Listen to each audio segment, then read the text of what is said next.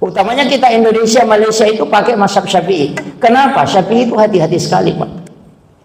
Saya ketika baca fikihnya Syafi'i, saya mengatakan orang ini bukan orang sembarang memang. Tapi memang kecerdasannya Imam Syafi'i belum ada di kita sekarang ini, belum ada Pak temukan. Imam Syafi'i itu kalau membaca, dia buka kitab begini, dia ambil kertas, dia tutup yang di sebelah. Kalau dia baca yang sebelah kanan, dia tutup sebelah kiri.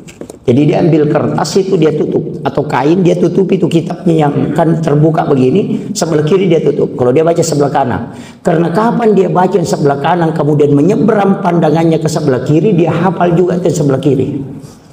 Jadi itu otaknya cuma men-scan, dia cuma baca satu kali. Pernah itu dia ulang 2 kali, dia tidak hafal, dia pergi sholat sunat taubat.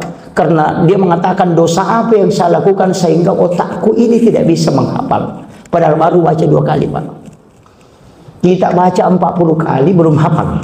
Ini baru mau salahkan Syafi'i. Wah, itu saya bilang. Makanya Imam Syafi'i itu ngaji Al-Quran, hatam Quran itu sudah hafal. Jadi 1 tahun itu mentalaki hafalan itu sudah hafal, dan kaidah-kaidah itu dia sudah tahu. Itu cuma 1 tahun, Pak. Tapi kita juga sebenarnya bisa, biar tidak masuk anak kita di pondok tahfiz. Yang penting dikasih mengaji anak kita seperti gurunya Imam Syafi'i. Caranya itu Imam Syafi'i dikasih mengaji, tidak dikasih pindah kalau tidak hafal. Coba kasih mengaji anak begitu, Pak. Baca di Flamin sampai Humul Muflihun, jangan kasih pindah kalau tidak hafal. Nanti hafal pindah. Jadi pas tamat hafal pun juga Al-Quran. Itu begitu caranya. Jadi biar lama. Nah kita kan sekarang kasih mengaji anak kan beda. Kalau sudah lancar, oh ya lancar nih. Pokoknya lewati saja. Oh itu. Kalau dia turun tidak, jangan pindah kalau kau tidak hafal. Itu kuncinya. Makanya dia pas selesai sampai bacaannya, khatam juga hafalannya. Dan itu tidak ngaji sama satu guru saja. Makanya ulama-ulama kita dulu begitu, Pak, kecerdasannya. Tapi Imam Syafi'i memang adalah ulama yang paling lama dikandung. Itu 2 tahun 8 bulan.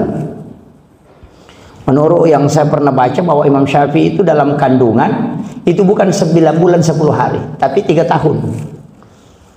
Makanya sudah tumbuh giginya baru lahir. Itu.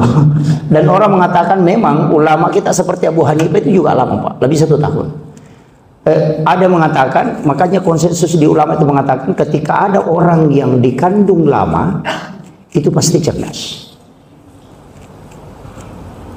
Itu. Jadi, tapi kita kan kalau dokternya sudah tiba masanya, wah langsung operasi, tidak boleh dia.